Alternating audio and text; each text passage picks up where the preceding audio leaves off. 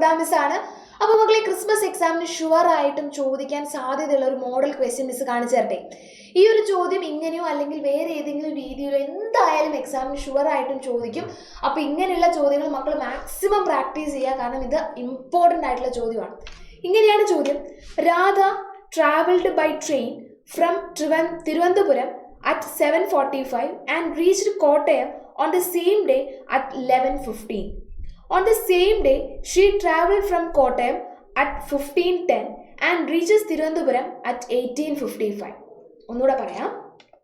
രാധ തിരുവനന്തപുരത്ത് നിന്ന് 7:45 ട്രെയിനിൽ യാത്ര ചെയ്ത് അതേ ദിവസം 11:15 കോട്ടയത്ത് എത്തി. അതേ ദിവസം അവർ 15:10 കോട്ടയത്തിൽ നിന്ന് യാത്ര ചെയ്ത് 18:55 തിരുവനന്തപുരത്ത് എത്തി. ക്വസ്റ്റ്യൻ ഇതാണ്: തിരുവനന്തപുരത്ത് നിന്നും കോട്ടയത്ത് എത്താൻ രാധ എത്ര സമയമെടുത്തു? അതായത് രാധ എന്ന് പറയുന്ന ഒരു കുട്ടിയുണ്ട്.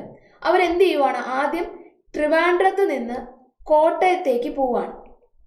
ഓക്കെ, തിരുവനന്തപുരത്ത് നിന്ന് എന്ത് ചെയ്യുന്നു? കോട്ടയത്തേക്ക് പോവാണ്, ഇങ്ങോട്ട് പോവാണ്. ഇവിടുന്ന് സ്റ്റാർട്ട് ചെയ്തത് 7:45, എത്തിയത് 11:15. ഇവിടെ നിങ്ങളൊരു കാര്യം ശ്രദ്ധിക്കണം, AM ഉം PM ഉം പറഞ്ഞിട്ടില്ല. അതിനർത്ഥം ഈ തന്നിരിക്കുന്ന സമയം എന്ന് പറയുന്നത് 24 അവർ ക്ലോക്കിലാണ്. അപ്പോൾ രാവിലെ 7:45 പുറപ്പെട്ട് 11:15 ആയപ്പോൾ എന്ത് ചെയ്തു? തിരുവനന്തപുരത്ത് നിന്ന് കോട്ടയത്ത് എത്തി. അപ്പോൾ എടുത്ത സമയം എത്രയാണ്? ടൈം എത്ര സമയം എടുത്തിട്ടുണ്ടാവും? ടൈം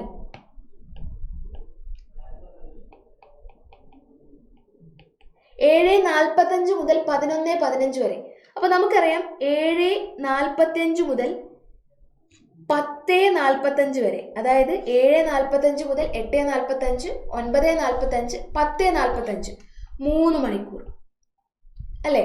ഇനി 10:45 മുതൽ 11 മണി വരെ എത്ര മണിക്കൂർ? 15 മിനിറ്റ് അല്ലേ?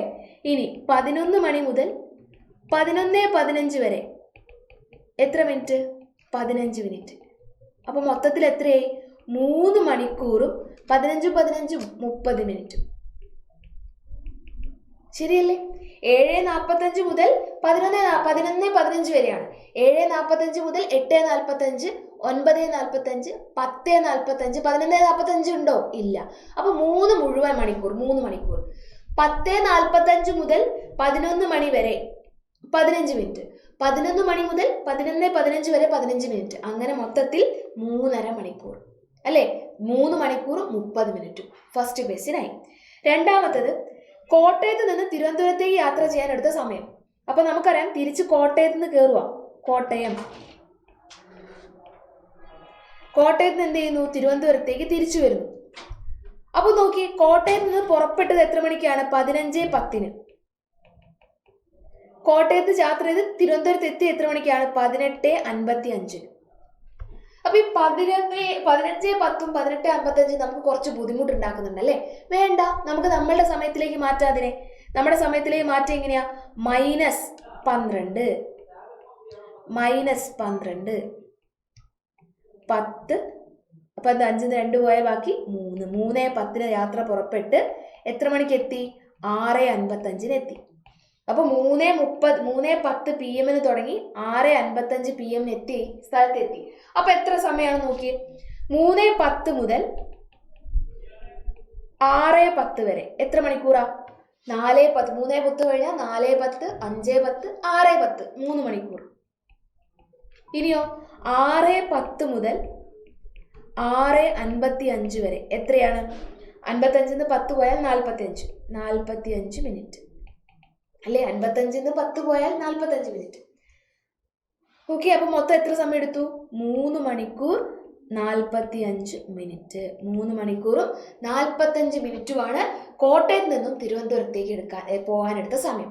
ഇനി ലാസ്റ്റ് ചോദ്യം, ട്രെയിനിൽ അങ്ങോട്ടും ഇങ്ങോട്ടും യാത്ര ചെയ്യാൻ എത്ര സമയം എടുത്തു?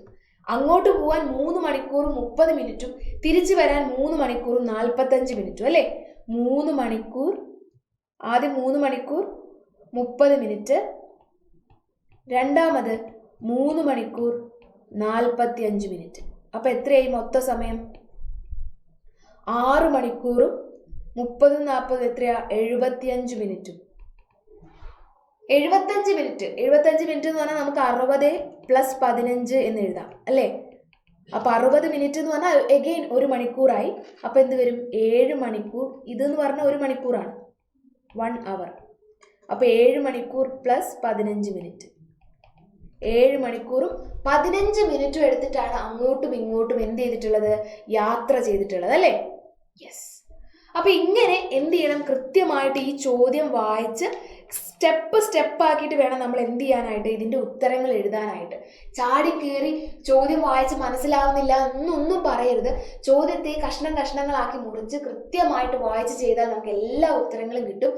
ഈ ഒരു ചാപ്റ്ററിൽ ഈ ഒരു ചോദ്യമൊക്കെ ചെയ്യാൻ നിങ്ങൾക്ക് എന്തെങ്കിലും ബുദ്ധിമുട്ട് തോന്നുന്നുണ്ടെങ്കിൽ അത് കൃത്യമായിട്ട് ആദ്യം മുതലേ നമ്മൾ പഠിക്കാത്തതുകൊണ്ടാണ്.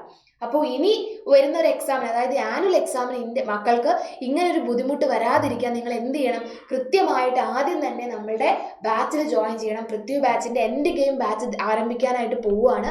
ഫസ്റ്റ് ചാപ്റ്റർ മുതൽ കൃത്യമായിട്ട് നിങ്ങളെ പഠിപ്പിക്കും. നോട്ട്സും കാര്യങ്ങളെല്ലാം തന്നെ തരും. ആരും തന്നെ ചാൻസ് മിസ് ചെയ്യേണ്ട, വേഗം ജോയിൻ ചെയ്യുക. ആനുവൽ എക്സാം ടെൻഷൻ ഒന്നുമില്ലാതെ നമുക്ക് എന്ത് ചെയ്യാം? അടിപൊളിയായിട്ട് എഴുതാം.